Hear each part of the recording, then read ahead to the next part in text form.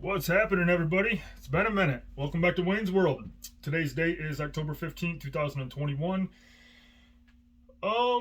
This is episode number 13.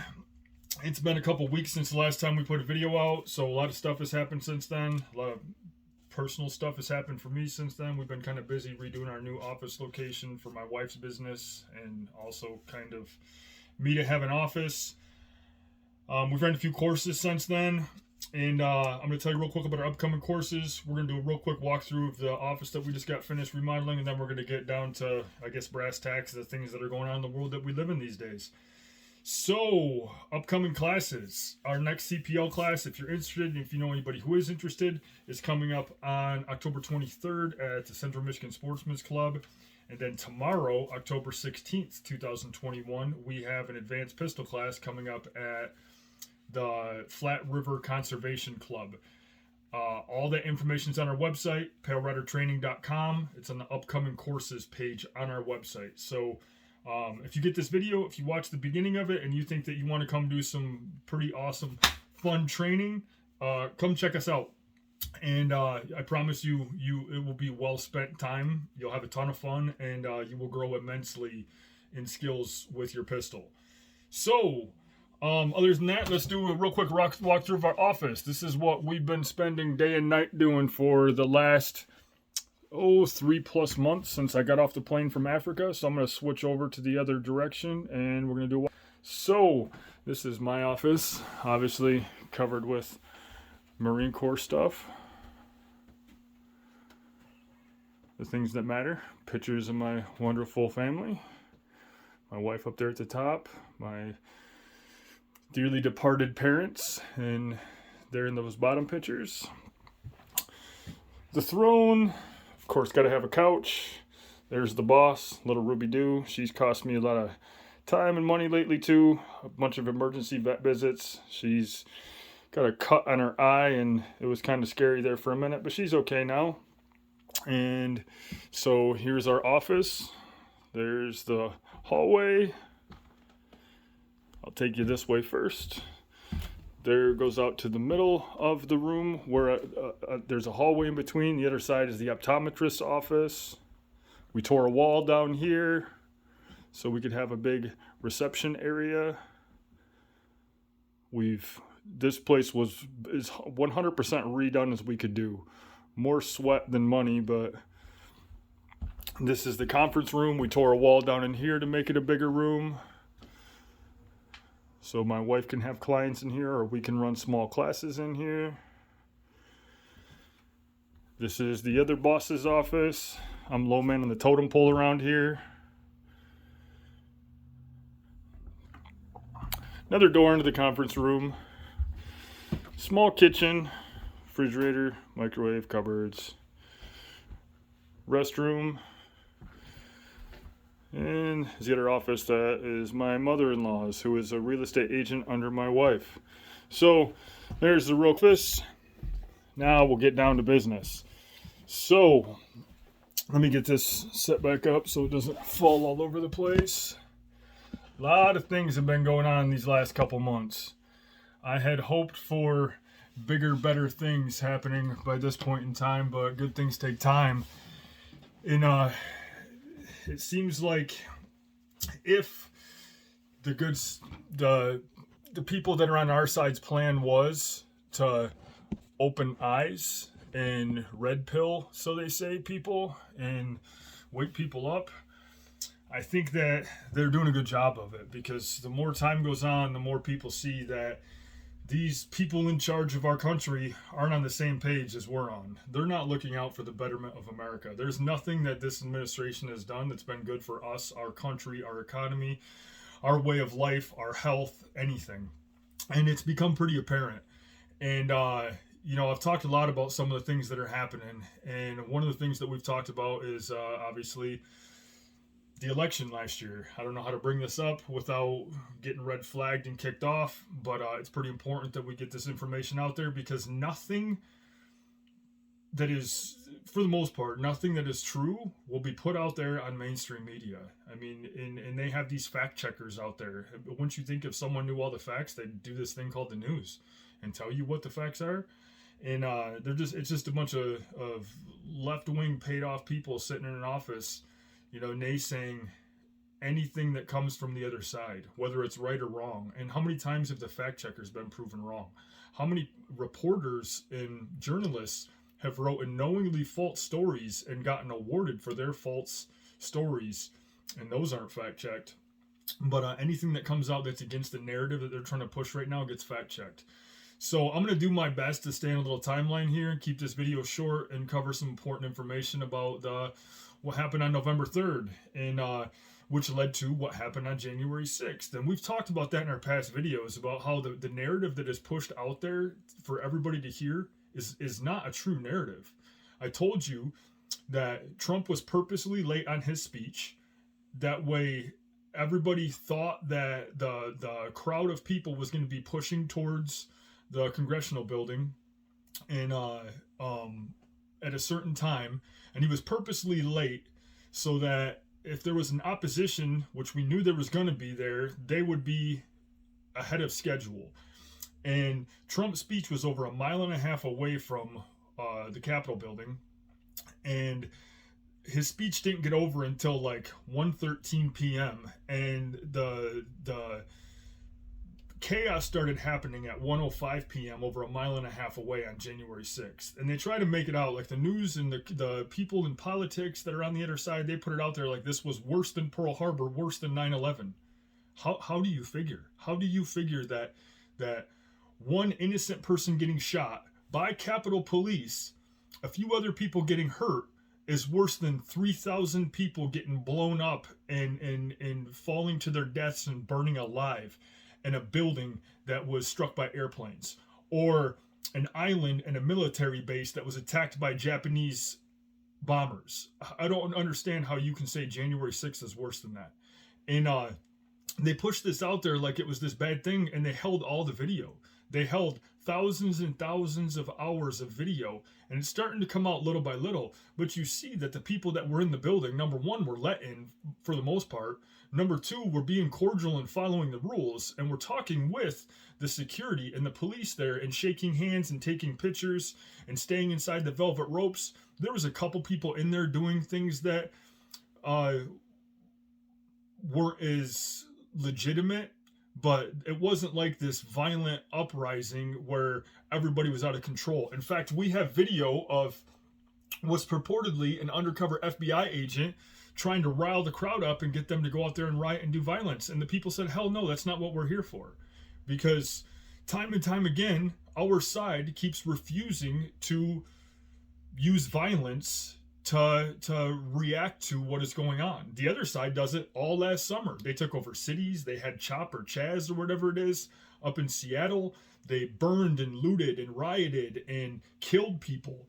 And the left-wing media and the left-wing politicians were bailing them out and saying, oh, it's a bunch of peaceful protests. Meanwhile, in the same camera frame, you have police cars on fire, buildings on fire, and people getting attacked. So don't listen to what you hear. It's all wrong. And like I said before, open your eyes. If you just start to unravel the lie a little bit and you pull that piece of thread, the more threads you pull, the more lies you will see. And it goes back centuries. And I think there's, this isn't new. The powerful people, the rulers of the world, have always lied to us weak, loose, useless eaters. And that's what they call us. And they're trying to do things that aren't good for us, and if we don't do something about it, I'm worried about our future, because in my mind, there's only a few ways this can go: complete destruction, the worst depression we've ever seen, or the good side has a plan, like I talked about in past videos, devolution, and things start to, get better the way they were 2 years ago, before COVID. America was awesome. Our economy was awesome. Everybody was working. People were healthy and happy and making money and living prosperous lives. Now all of a sudden, everything sucks. So, and they're hitting us from multiple angles. So, back to what I was talking about, the election. So the Arizona audit report came out since our last video. It came out right after our last video. And the news media said, see, Biden won. And yeah, Biden won if you look at the vote tally. If you just look at the vote tally and you don't look at the votes themselves, sure, he won. And but if you count counterfeit money and then you count counterfeit money again and you count counterfeit money again, you're going to keep coming up with the same dollar amount until you inspect that money and find out that some of it or all of it is counterfeit money. And that's what's going on here. And we have proof. We have tons of proof, and it's everywhere except for in the mainstream. We have video proof. We have forensic computer proof. We have so much proof it's not even funny. And then you'll see something on video with your own two eyes, and the media and fact checkers will come out there and say, oh, it's missing context. You didn't see what you think you saw. So let's cover a few of these states real fast to talk about what's kind of happening. So Arizona, just in the Maricopa County audit, they weren't allowed to do certain things that would have been the most persuasive things they could have done to proven that there was unjust things that happened in Maricopa County. So they weren't allowed to canvass, and they weren't allowed to signature match, and there was a few things that were important that they weren't allowed to do. But even though they weren't allowed to do that stuff, they still came up with 17,000 double votes, and you know, dude only won that state by supposedly 10,000, so a razor thin margin. And just in Maricopa County, they had 17,000 people who double voted. Want to bet who those double votes were for? They had tons of ballots go through that were supposedly mailed in but had no creases. How do you mail something through the mail that's not creased and folded and put in an envelope? And then signatures were missing. Signatures didn't match. There was half ballots there. There was ripped up ballots there. There was, you know, hundreds of thousands of ballots that had things wrong with them that could have been purposely fraudulently done, or, you know, some other way. I don't know what other way there would be, but just in that one county, there was hundreds of thousands. So that very easily could flip the count in Arizona. And I think they're pushing towards that. I hope that their attorney general, Baranovich, whatever his name is, I hope he does the right things and starts subpoenaing people and getting people held legally accountable. Because another one of the things that happened is they erased their databases before they turned it over to the audit team. And they went through and they got into their system, and they must have put some kind of algorithm in there that made it to where someone would sign in thousands of times, because once there's so many sign-ins, it starts to erase the previous ones. And then everybody in the audit team, they had the same login credentials. So you couldn't tell who was logging in at what time, when, and doing what. And so that's not right. And under federal law, you have to keep election information for 24 months after the election. And they didn't do it. They erased it. And they were pulled up in front of Congress. And that when they beforehand in their Twitter accounts and then all their other stuff, they were saying that that's bad information. We didn't erase anything.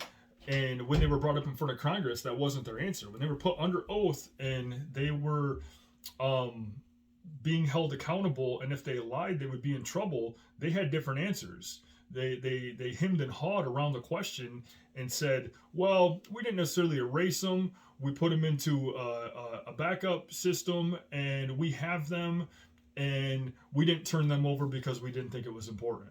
So, but I think it's important. I think it's important to see who erased all of those logins and what they did and what information they erased. And so that's just one state.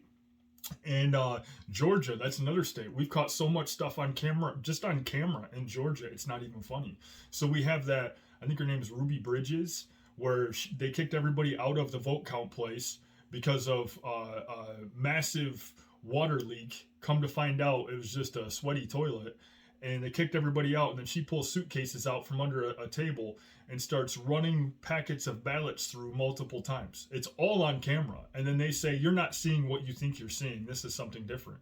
So if they kicked everybody else out and shut the vote down when there's supposed to be people from both sides that are watching every vote go through, how is that legitimate? But mainstream will tell you, yeah, she didn't do anything wrong. You don't understand what she was doing there. I think we do understand. I think that she was doing illegitimate, wrong things. And then more recently in Georgia, they had these ballot drop box places, and this was all over the country, mostly in swing states, mostly in those big counties that can change the way a state votes.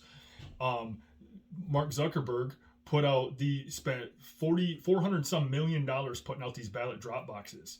and I don't know if the people that put the drop boxes out knew that there was cameras on those drop boxes, but in Georgia, we saw one drop box that in the time period the drop box was out there, it had 24 visitors. Well, when they opened the drop box, there was 1,900 ballots in it. And what they found is that there was 240 people going from ballot box to ballot box, dumping backpacks full of ballots into all of these ballot boxes. So 240 people had tens of thousands, if not hundreds of thousands of probably not correct votes being dumped all over the place in these ballot drop boxes. And we caught them on camera. And they were saying that I think it was each person visited like 24 drop boxes and was dumping backpacks full of ballots in there. And all those boxes were paid for by Zuckerberg, who runs, and I don't think he's on our team. And so that was Georgia. In Pennsylvania, and in Georgia, the election was only decided by, I have it written down here somewhere. The election was only decided by a handful of votes, just like Arizona. Arizona was 10,000. Georgia, maybe I didn't write that one down, but it wasn't by a whole lot. And that was another one of those swing states that mattered. Pennsylvania, another swing state that mattered. Joe won by 80,000 votes, which might seem like a lot, but it's not. There were more than 440,000 mail-in ballots that went missing or undeliverable, and that's just one thing that went wrong. One thing in Pennsylvania. And they did the same thing with the counting places in Pennsylvania too. Shut the places down for incorrect or fraudulent reasons, and kicked all of the Republican watchers out and kept doing their own thing while they were there. And then in Wisconsin, Joe won by only 20,000 votes. And these are just some of the numbers that we found with canvassing. So there was a 21-unit apartment complex in La Crosse, Wisconsin that had 360 registered voters. 21 units with 360 registered voters. That doesn't make any sense to me. So that would be what? Like 20 some people living in each apartment, or about around 20 people living in each apartment. 20 registered voters living in each apartment. There was a vacant construction site that had 323 registered voters in Madison County, or Madison, the city, Wisconsin. There was a 4,764 square foot campus house that had 311 registered voters. So 4,000 square feet, the size of a very large house that had 311 registered voters in it. And then there was a short-term rehab facility in Jefferson, Wisconsin that had 356 registered voters. That facility only has a capacity for 54 people to be at it at one time. So, and this is all over the country. If you look into some of this stuff, like you look into Seth Keshel, he was an Army officer. He's out there going to these places and he's looking at their vote tallies and the information behind it. And he's even going to small counties, and he's going to red counties and blue counties, and mostly red though. And he's finding fraud everywhere. Mike Lindell, same thing. They're using the computer systems to pull in fraud. And I think he has a lot of information. They did this thing about a couple months ago where they had this cyber symposium, and at that symposium, they were hacked by inside people that were in his crew that he didn't know was bad people working for the other side that had false resumes and false backgrounds. And then he was physically attacked afterwards, and all kinds of stuff happened. So they just shut that down short. They didn't come out with any of the information they were supposed to. But I think that we're going to find out that Mike Lindell has huge information to put out. There's a lot of people that are fighting on our side. Not enough, but there's a lot of them. And there was bad things that happened in Michigan.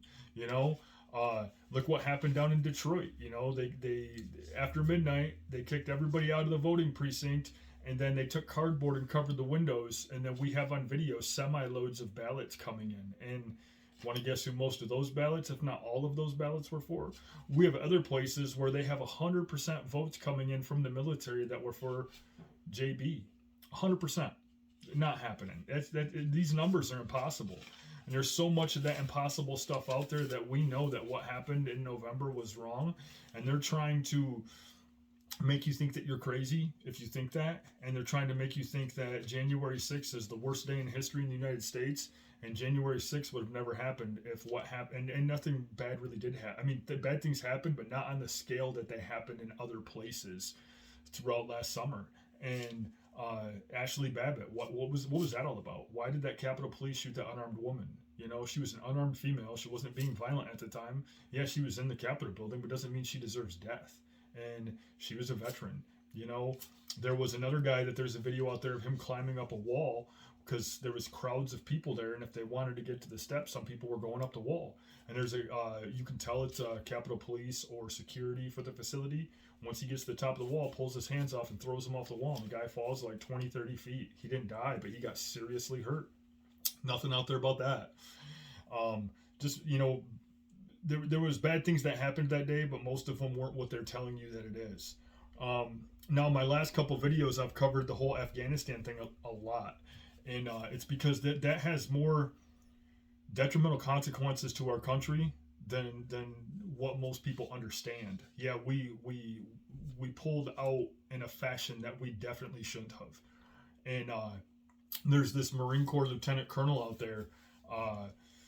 Lieutenant Colonel Scheller, who's been saying that we need to see accountability, and the military is trying to shut him down and make him shut his mouth every way they can. In fact, they locked him up, and a lot of people came forward on his behalf and said, this is wrong, he shouldn't be in confinement.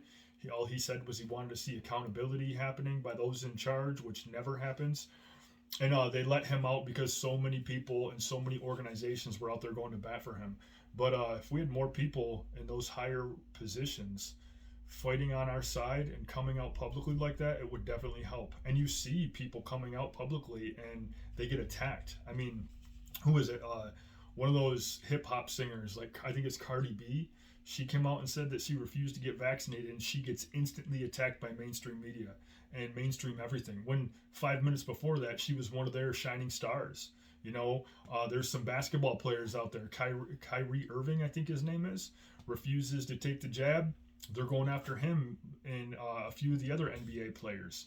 And so anybody who opens their mouth is getting attacked, and the woke part of our crowd is going after them with everything that they have. And they're trying to shut them down because that's the last thing that they want is these people that are in the spotlight changing teams and opening their eyes and going out there publicly and saying, yeah, this isn't right. So, but back to Afghanistan a little bit. So the consequences of that I've talked about before, but it's even reaching further. You know, one of the things that I said in my past videos that was extremely bad about Afghanistan is, number one, it made it to where our allies don't trust us. They don't think that we're going to hold true to our word. They don't think that we're going to be there to fight those fights that need to be fought with them. And another thing along those same lines is it makes our enemies know that this administration has no backbone. If we don't have the backbone to save our own military personnel, we don't have the backbone to do much. And it gave China, you know, leeway to do whatever they wanted to do in Afghanistan. They own the mineral rights there now, which is lots of rare earth metals, lithium being one of the big ones, that everything these days they're trying to push towards operating off of lithium. Electric cars, your phone, everything that we use these days operates off of lithium batteries. And China has the vast majority of the lithium market in the world, 90-some%.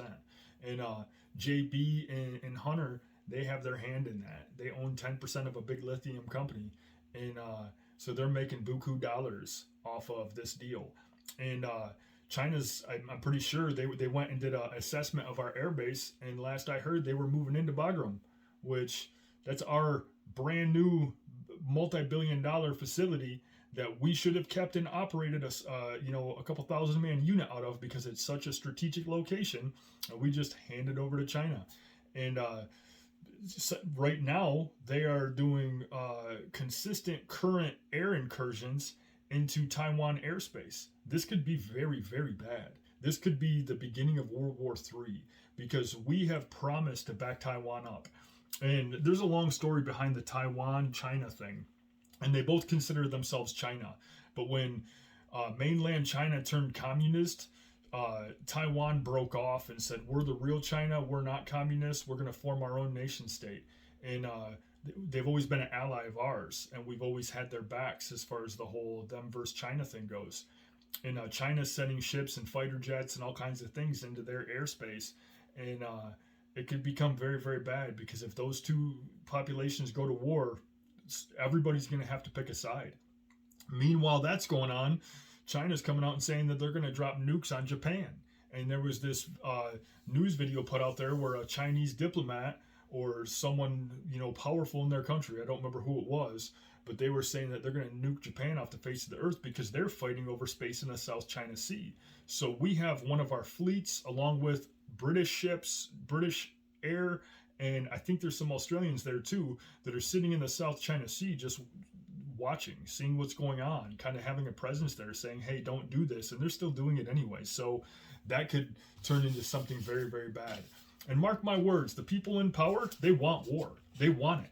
And they want it because, number one, it leads them to a few of their goals, one of which is depopulation. War brings death, famine, poorness, and they line their pockets the whole time that wars are going on. Meanwhile, the people out here, us small nobodies, it's our families and our friends and our people that are going into these war zones and getting killed. And they don't care about us. Don't let them fool you. 99.9% of those people up top don't give two rats' asses what happens to you and me.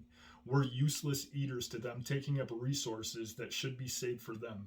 So that's one bad thing that happens, because if this whole thing kicks off and leads towards their goals as depopulation, the other thing is they continue to line their pockets, because a lot of these people in charge of our country, they have a big stake in the military industrial complex. They have lots of money invested into these large corporations that get all of the bids and all of the assignments for building bases, providing equipment, providing munitions for when we're at war. And if there's no war, there's no money coming in. So, people got filthy rich off of Iraq and Afghanistan. And, if we go back to previous videos, I think 9/11 is one of those things that, that's one of the reasons that happened, was to make people disgustingly rich off of the lives of us small people out here. So that's another thing that's happening that we need to be watchful of, but you don't see too much about it on the mainstream news. And, meanwhile, they're trying to make America as weak of nation in every way possible that they can. They open our borders, and it's a proven fact that you cannot have a strong country if you don't have a strong border. And if we just let everybody and their brother through and we support them with our tax dollars, it makes us poorer. It makes us worse off as a country, because these people that are flocking to our borders, they're not the best and brightest of these other countries. They're the low skilled or no skilled. They're the sick. They're the poverty stricken people that are coming here looking for a handout, looking for, maybe not all of them, but the vast majority of them. And then who knows who's coming across our border? Terrorists, people that want to do damage to us and the people here. And they're freaking out about COVID, but we're not even testing most of these people that are coming through, and we're releasing them into the population. It was something last I seen, like 25% of these people coming across the border that they have tested are positive with COVID, and they just let them loose into society. Same thing with these people coming over from Afghanistan. We all but eradicated measles and mumps and some of these diseases in the United States, and now we're flying it in and letting it loose in our country so that we have more diseases and more sickness and more things to worry about. So these open border policies and these bringing in these unvetted, untested, unskilled refugees into our country does nothing good for us. And we've brought 100 and some thousand Afghanistan refugees in here that were unvetted. We don't know who they were. They weren't the people fighting on our side. Now we've come to find out that a good chunk of them has just disappeared into our population. Who are they, and where did they go, and why did they leave? Where did they have to go to? And if you look back at the whole Afghanistan situation, I don't know how this would happen, but Taliban was running the outer security perimeter of the airbase. So you'd have to get through the Taliban perimeter to get through the perimeter that was held by the Marine Corps, and then into the airbase. And so the Taliban wasn't letting anybody through that they didn't want to let through. And you can bet your bottom dollar that they were letting the people through that they wanted to get into our country. And then we have, you know, word that the Marines were given orders to just get a quota, get a number. Who cares who they are? Let them through, fill the planes. We're going to fly this many people out. I don't care who they are. Don't vet them. Don't look at who they are. Just let them in. And they were all the people the Taliban wanted through. They weren't the people that were putting their lives on the line for us for the last 20 some years in that war. So all this stuff makes us weak. And the open borders make us weak. The refugees and the poor people and all of these people flocking to our country make us weak. Now they're shutting down our supply lines. Our supply lines are being crushed. We have all these ships sitting off the coasts, and you can imagine how much food is rotting on those ships, and how many supplies are going to waste on those ships. And you're going to start seeing it in your supermarket, in your grocery store, and you already see it a little bit, you know. And think about it. If one major resource disappears, bad things ensue. If gas disappears, bad things happen. If oil disappears, bad things happen. If the electricity shuts down, bad things happen. If food disappears, bad things happen. You know, so any one major staple of our life disappears, it's chaos. I mean, look at what happened with toilet paper during the pandemic. They didn't even say that having diarrhea or having to go to the bathroom was a major symptom, and people are flocking to get toilet paper. Last thing I think I need in a chaotic situation. I got socks if I need them, and people are fighting in the stores over toilet paper. You know, and that's like an unnecessary thing, really, if you think about it. But what if something major disappears? I mean, look at our vehicle industry. They can't produce new vehicles right now because they can't get the chips from China to make those vehicles run. You know, the whole vehicle is built, but they can't put some of the navigation chips and other chips that go into these modern vehicles. And so that's a problem. That's costing us money. That's costing our economy and jobs and everything else. So, and they're trying to weaken us in so many ways, make us woke. You know, that's the dumbest shit I've ever heard. And there's so many people out there that are falling for this stuff that it's not even funny. And they're forcing it on our kids in our school. Be woke. Be a victim. Be this demographic of person that gets special treatment because you're this victim class of person. And our kids hear this nonstop from the TV, from the video games, from the internet, from their teachers, passed down from the school board. And they start to think that's the right way to be. And these young, impressionable minds, they start to soak this stuff up and think, maybe I should be this way. And then, you know, it starts to push throughout our society and become a normal thing, which makes us weak, makes us so weak. They're trying to confuse you and make you think that right is wrong and wrong is right and evil is good and good is evil. And, you know, this woke thing is a part of it. And, I mean, getting off on another topic that goes towards this wokeness, the whole transgender thing. I think you should be able to be whatever you want to be. I'm not transphobic. I'm not homophobic. I'm not whatever phobic. There's not much I'm scared of. And that's what phobic means, obviously. But I don't think that men and women are created the same. I don't think that we're genetically the same, and we have two genetically different reasons. And it's that way throughout the whole animal kingdom. And now we have these males pretending to be females and going into women's restrooms and women's spas, and when one of them gets caught up and gets hemmed up by the police, come to find out most of them are sex predators. And mixed martial arts, something that's very near and dear to me, something that I'm thinking about creating another offshoot channel about, because that's the only sport that I pay attention to, because it's the only sport that hasn't been corrupted by this wokeness as far as I can see. And now we have men pretending to be women and going into a cage and beating women half to death. There was one about 5 or 6 years ago, this dude named Fallon Fox, who didn't tell anybody that he was a dude pretending to be a woman. And he was crushing women's skulls in the cage because there's so much physical difference between men and women, obviously. Well, now this other guy comes out and he says that I'm a transgender, and I see myself as a woman, so I'm going to fight in the women's weight classes and the women's leagues. And this dude was a special forces army soldier, and he's in a cage beating the crap out of females. That's got to make you feel real good. You know, we have men pretending to be women powerlifting in the Olympics against other women. We have men pretending to be women running races against other women, you know? And what does that do for women's sports? What does that do for, you know, women who have fought for decades and years to be seen as equal and get their own equal footing and everything? And now that they're equal, we're starting to turn the tide back to a way where, hey, you know, if you're not good enough as a man to do this, where you can pretend to be a woman and you can, you know, your genetic code is going to make you faster, going to make you stronger than the females that you're competing against. You know, if a female went out there and who was born a female and she took testosterone injections and went into a fight and got caught with those testosterone, the testosterone in her system, she would be banned from fighting at least for a couple years. But you can be on testosterone for 30 some years and, you know, all of a sudden say you're a woman and go and fight other women in a cage. It's just wrong. And it's just it's what they're trying to push on our society. Don't fall for it, you know. And like I've said in my last videos, you got to train, you got to prepare, you got to make yourself strong, you got to make your family strong.